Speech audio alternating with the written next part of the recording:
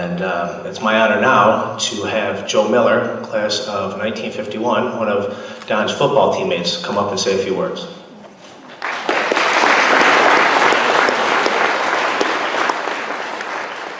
Thank you.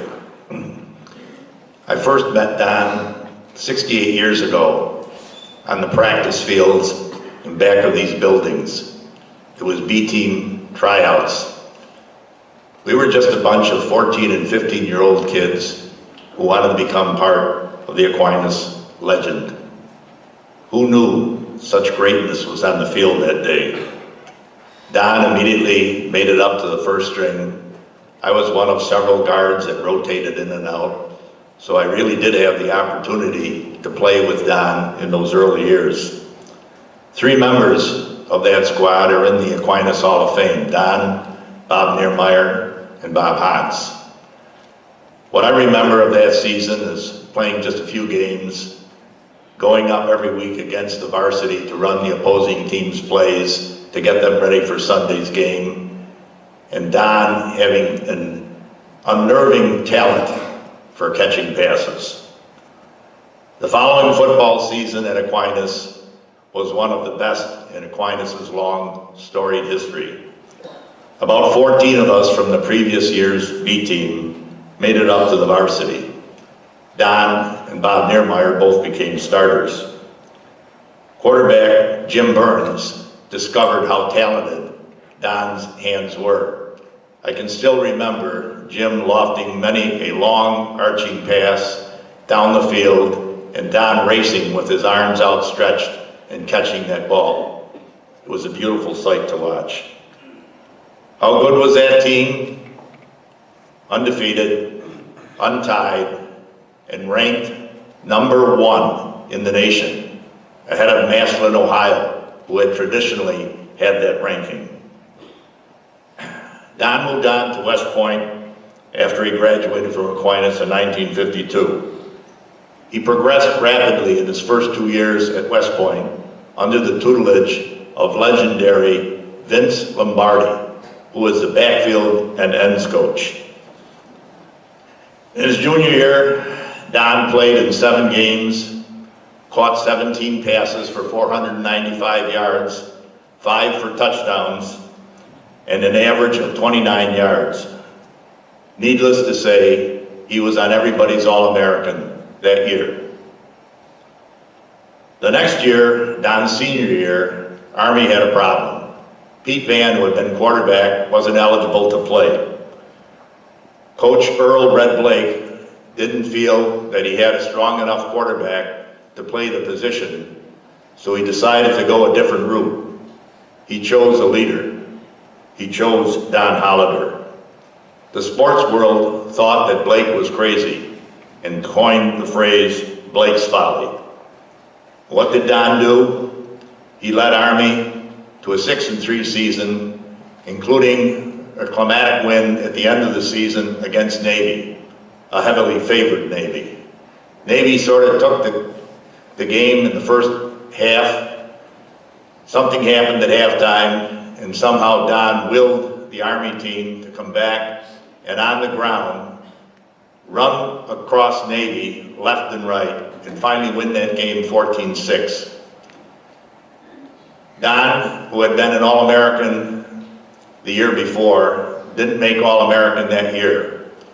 But the Navy quarterback, George Welsh, who was the leading passer that year,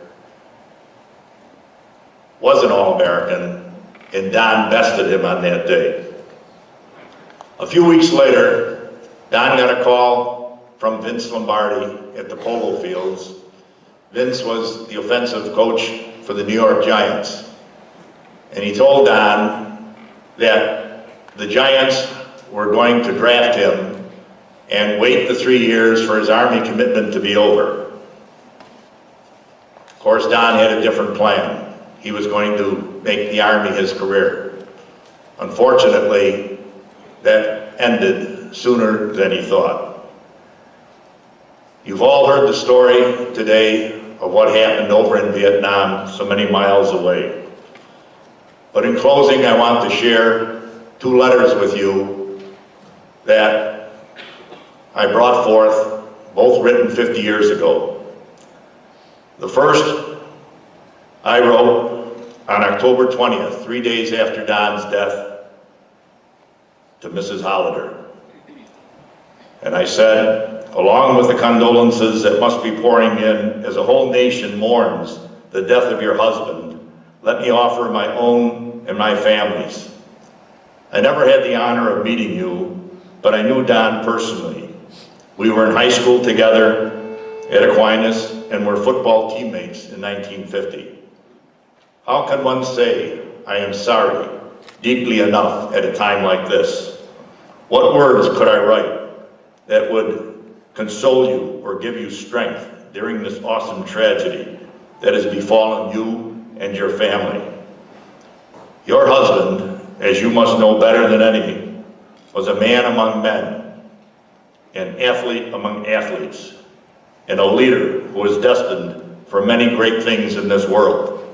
Now destiny, at God's will, has made other plans for him.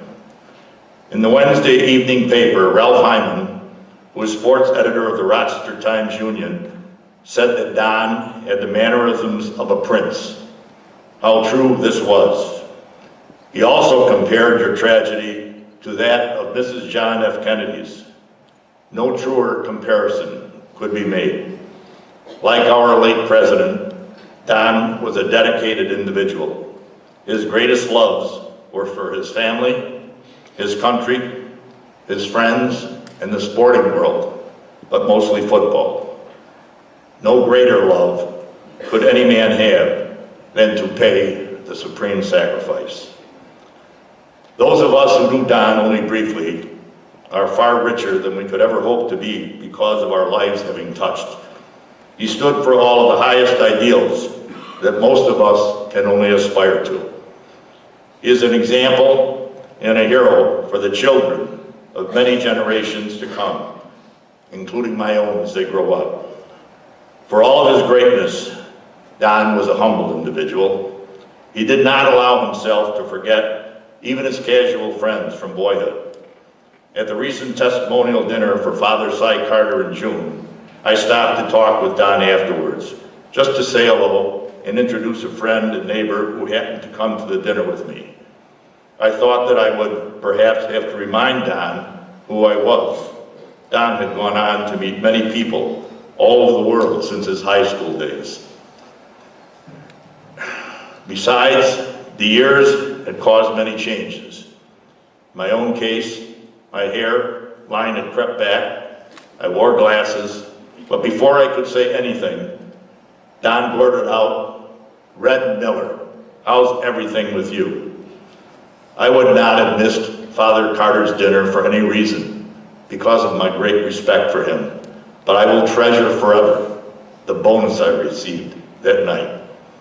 I will cherish the memory of that last meeting with Don forever. Mrs. Holleder, my family and I will pray for you and your family that God may give you strength during the days ahead. If it helps, you might think that for Don, the game is not over. He has merely been selected for the greatest All-American team of all. God bless you. A few months later, I received a very lovely note from Mrs. Holleder. She said, "I want you to know that my tardiness in writing is in no way an indication of my very deep appreciation for your thoughtfulness. I am so very grateful to you for enrolling Don in the Franciscan fraternity. I am sincerely honored, as I know Don would be. And they also want you to know how truly touched I have been by your lovely letter. I only wish I knew you personally so that I might express my thanks more adequately. Perhaps one day I will have the opportunity to meet you. Till then, please accept my deepest appreciation. Sincerely, Carolyn Holleder." Unfortunately, she died unexpectedly in 2005, but I am honored to meet one of her daughters here tonight. Thank you.